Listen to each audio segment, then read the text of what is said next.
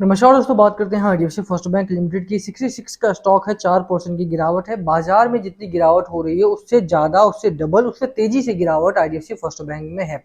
Volume भी अगर आप देखेंगे, despite it being in the ban, 130 million का वॉल्यूम यहाँ पर आया है, जो कि काफी बड़ा वॉल्यूम है। अगर आप बात करें प्रीवियस वॉल्यूम से, तो जब से क्वार्टर टू के नंबर आए हैं और क्वार्टर टू के नंबर खराब रहे, ऑब्वियस सी बात है क्वार्टर टू के नंबर इस पॉइंट पर अगर आप देखेंगे तो मार्केट की जो चाल है वो ऑब्वियस सी बात है कि रिजल्ट डोमिनेटेड है।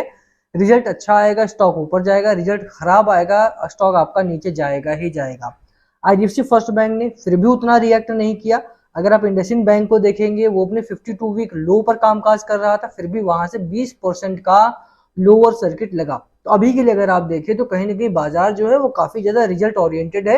रिजल्ट अच्छा, परफॉर्मेंस अच्छी है, रिजल्ट खराब, परफॉर्मेंस बहुत खराब है यहाँ पर होने वाली है, और उसी का कारण रहा कल 4% की गिरावट हुई। बात करेंगे इस वीडियो में कुछ इंपॉर्टेंट खबरों के बारे में, गिरावट के पीछे के बड़े रीजंस कौन कौन से हैं, कहां पर आपको फोकस करना है, क्या अभी भी रुके रहना है। खबरें बहुत अच्छी आ रही है, वी वैद्यनाथन साहब दोबारा से सामने आए, क्योंकि स्टॉक में गिरावट देखिए। इस स्टॉक में ना मुझे यही बात पसंद है कि जब भी कंपनी में कोई प्रॉब्लम हो, स्टॉक में कोई प्रॉब्लम हो, तो वी वैद्यनाथन साहब तुरंत सामने आते हैं, कॉमेंट्री देते हैं, बात बताते हैं, इन्वेस्टर्स को, कस्टमर्स को एड्रेस करते हैं।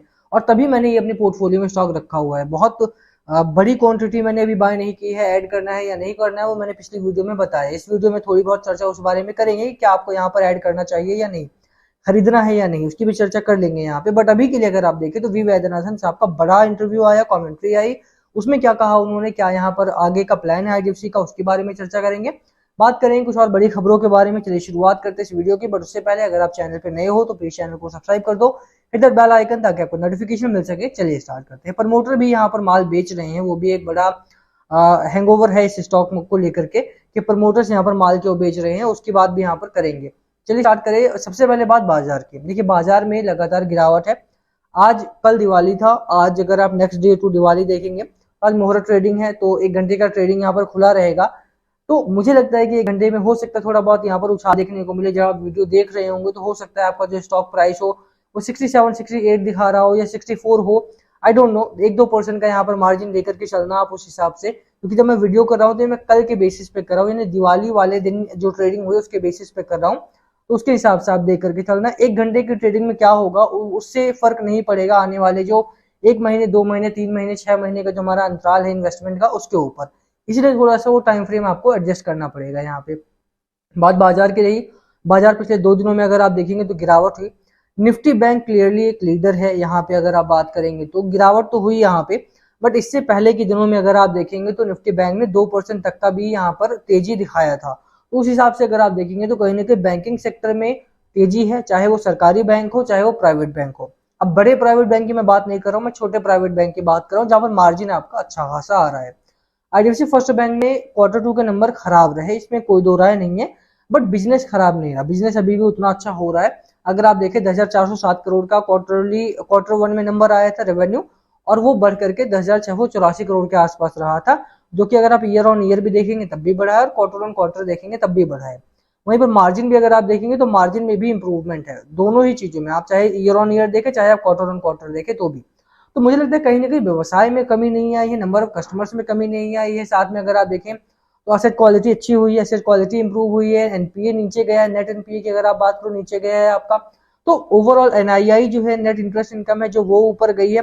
कहीं ना कहीं व्यवसाय जो है वो इम्प्रूव हुआ है, खराब नहीं हुआ है। तो मुझे लगता है कि नंबर्स उतने खराब नहीं है जितना कि मार्केट ने ओवर रिएक्ट थोड़ा सा कर दिया यहाँ पे। अब बात कर लेते हैं खबर की। खबर ये रही कि वी वैद्यनाथन साहब का इंटरव्यू आ गया कि आईडीएफसी फर्स्ट बैंक जो है वो 30% से ग्रो करने वाला है next, for the next 5 years. अगर आप देखेंगे ना तो माइक्रो फाइनेंस की स्थिति थोड़ी सी खराब है। माइक्रो फाइनेंस अगर आप देखेंगे, एमएफआई जो बिजनेस है इनका, वो थोड़ा सा खराब चल रहा है, इनका ही नहीं। अगर आप बंधन बैंक भी देखेंगे तो वो भी खराब है। एनबीएफसी की सिचुएशन अगर आप देखें तो पिछले 2 से 3 सालों में कोई बड़ा एनबीएफसी निकल के नहीं आया। अभी पिछले दिनों अगर आपने ध्यान दिया हो तो से आरबीआई ने 3 बड़े एनबीएफसी को फाइन किया था। लिस्टेड नहीं थे वो, बट फिर भी वहां पर फाइन किया गया था, बैन किया गया था एक तरह से उनको। 90 डेज के लिए वो फाइन अगर नहीं चुकाते तो बैन किया जाता था उन्हें वो। तो मुझे लगता है कि एनबीएफसी की सिचुएशन खराब ऑलरेडी है। Banking sector on the whole अगर आप देखेंगे तो वहां पर प्रेशर जरूर है। तो प्रेशर को लेकर के यहाँ पर बड़ी चीजें आ रही हैं, बट उसके बावजूद भी अगर वी वैद्यनाथन साहब यहाँ पर कह रहे हैं कि 30% के करीब से उनका बैंक ग्रो करने वाला है, और मैं मानता हूँ, क्योंकि मुझे लगता है कि मैनेजमेंट पर भरोसा करना काफी ज्यादा अच्छा रहता है, वो भी ऐसा मैनेजमेंट जिसने इस बैंक को पिछले 5 वर्षों में 7 वर्षों में एक बड़े ऊंचाई पे पहुंचाया हो। तो मुझे लगता है कि यहाँ पे अगर वी वैद्यनाथन साहब 30% कह रहे हैं, मैं 35% लेकर के चलूंगा। रीजन वही है कि आई बिलीव ऑन हिम, और जो मैंने उनकी परफॉर्मेंस पिछले 5 वर्षों में देखी है वो काफी अच्छी रही है। एक लंबे समय से मैं आईडीएफसी फर्स्ट बैंक को ट्रैक करता आ रहा हूँ।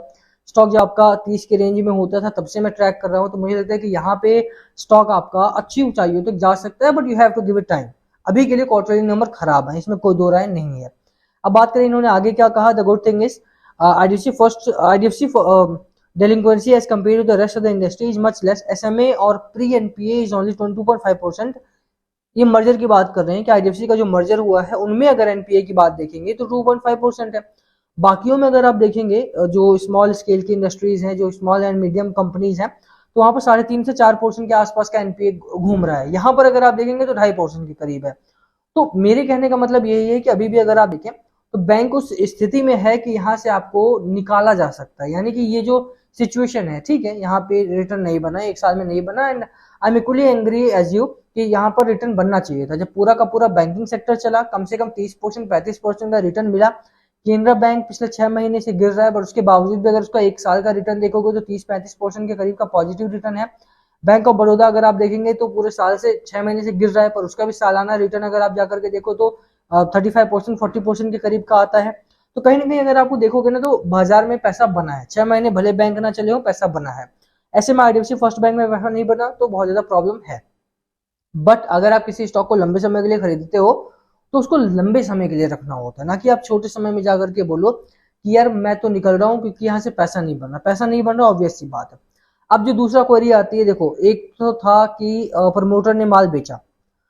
Promoter have decreased holding 37.37% to 35.37%। अब यार मर्जर हो रहा है, आपको एक बात समझना पड़ेगा कि मर्जर हो रहा है तो मर्जर क्या सिर्फ बैंक्स का होगा, मर्जर तो उसका भी होगा ना जो share holding IDFC first bank में होल्ड की हुई लोगों ने है, उसको भी यहाँ पर डाइल्यूट करना पड़ेगा। तो वो डाइल्यूशन है, यहाँ पे ये सेल नहीं किया गया किसी भी तरीके से, कोई बल्क या ब्लॉक डील यहाँ पर नहीं हुई है। प्रमोटर ने होल्डिंग को कम किया है बिकॉज आईडीएफसी के जो प्रमोटर्स हैं वो भी एंटर कर रहे हैं।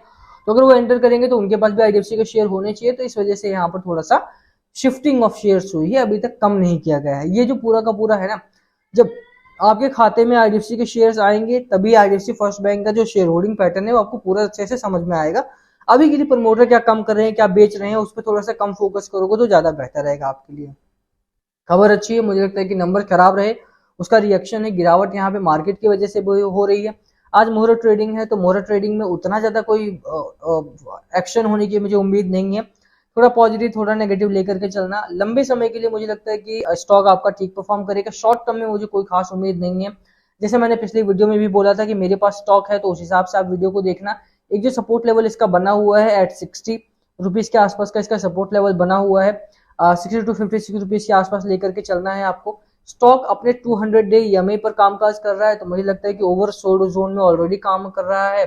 मुझे उम्मीद नहीं है कि इससे ज्यादा की गिरावट यहाँ पर देखने को मिलेगी। 66 रुपीज के आसपास है ये स्टॉक आपका। बाजार में अगर तेजी आती है तो स्टॉक अपना जो प्रीवियस रेंज था 72 रुपीज के आसपास का उसको रीगेन करेगा, और अगर इस रेंज में दोबारा आता है तो वो एक हेल्दी सिचुएशन बनेगी, वहां से फिर बाइंग आ सकती है। जो बड़ी बाइंग आएगी वो तो 80 प्लस के बाद ही आएगी, बट अभी 70 से 72 का जोन बहुत इंपॉर्टेंट है। उसमें जाने के बाद स्टॉक आपको एक हेल्दी रेंज में रहेगा और वहां से फिर गिरावट के चांसेस थोड़े से कम हो जाएंगे। मुझे उम्मीद यही है कि आने वाले सत्र अच्छे रहेंगे। नवंबर खास तौर पर अच्छा रहेगा बाजार के लिए भी और इस बैंक के लिए भी। तो तब तक के लिए मैं अपने स्टॉक्स को होल्ड करूंगा, अभी के लिए मैं यहाँ पे ऐड नहीं करूंगा। रीजन वही है कि जो Q2 का हैंगओवर है, जो Q2 के नंबर खराब आए हैं, उससे जितनी गिरावट होनी है, जितना प्रेशर बनना है, जिसको निकलना है, जिसको ऐड होना है, वो पूरा का पूरा एक्शन हो जाए तो फिर मैं यहाँ पर ऐड करने के बारे में सोचूंगा। अभी के लिए मेरी पर्सनली ओपिनियन यही रहेगा कि अभी के लिए होल्ड करना बेहतर है। निकलना मेरे लिए बेहतर नहीं है, क्योंकि मैंने जैसा बताया कि वैद्यनाथन साहब के ऊपर मुझे भरोसा है। एचडीएफसी ने पिछले 2 साल से कोई भी रिटर्न बना के नहीं दिया है, 1% का भी नहीं दिया है। हालांकि उसने लूज भी नहीं किया, आईडीएफसी फर्स्ट बैंक ने पैसा लूज भी किया है बहुत ज्यादा, बट फिर भी आई एम थिंकिंग कि ठीक है, अभी के लिए आईडीएफसी फर्स्ट बैंक नहीं चल रहा है, बट इसके असेट क्वालिटी ठीक ठाक है, नंबर्स मुझे पसंद आ रहे हैं, वैद्यनाथन साहब का मैनेजमेंट पसंद आ रहा है मुझे, तो मैं यहाँ पे अभी के लिए होल्ड करूंगा। बाकी आपकी क्या राय है, क्या स्ट्रैटेजी है, वो बताना कमेंट करके। जो टारगेट्स अभी तक आ रहे हैं वो 94 तक के टारगेट्स हैं, मैं वो भी आपको देता हूँ यहाँ पे। स्टॉक अभी Q2 का वेट का हैंगओवर है, बाजार का भी थोड़ा रुकेगा, उसके बाद ही चलेगा, तो थोड़ा सा आपको वो टाइम लेना पड़ेगा। वो अपडेट नहीं हुआ यहाँ पे, बट 94 रुपीज तक के टारगेट्स यहाँ पर स्टॉक में आ रहे हैं अभी तक के लिए। लेट्स सी कितना जाता है कितना नहीं। एक साल पूरा मैंने जो उसका मर्जर का हैंगओवर था वो चला है, तो उसके वजह से थोड़ा सा गिरावट यहाँ पर रही है। अब मर्जर का अगर ट्रिगर खत्म हो चुका है तो यहाँ से आने वाले दिन अच्छे ही जाने वाले हैं। ये पूरा इंटरव्यू आप जा करके पढ़ेंगे तो ज्यादा समझ में आएगा आपको कितना बेहतर इन्होंने बात बोली है। और कमेंट्री के ऊपर मार्केट काफी कुछ कामकाज करता है, तो उसके हिसाब से आपको सोचना पड़ेगा। बाकी क्या है आपकी राय, क्या है आपकी स्ट्रैटेजी स्टॉक को लेकर के, प्लीज कमेंट करके शेयर करना। वीडियो को हम यही खत्म करेंगे, पसंद आए हो तो लाइक करना, चैनल पे नए हो तो सब्सक्राइब किए बिना मत जाना। Thank you for watching and yes please comment अगर पूछना हो तो। Thank you again. और इसको किसी भी तरीके से बाय सेल रिकमेंडेशन के तौर पे नहीं लेना है। अपने किसी भी बाय सेल डिसीजन बनाने से पहले अपने फाइनेंशियल एडवाइजर से जरूर बातचीत कर लेना, उसके बाद ही कोई डिसीजन लेना, तो वो ठीक रहेगा। Okay, thank you.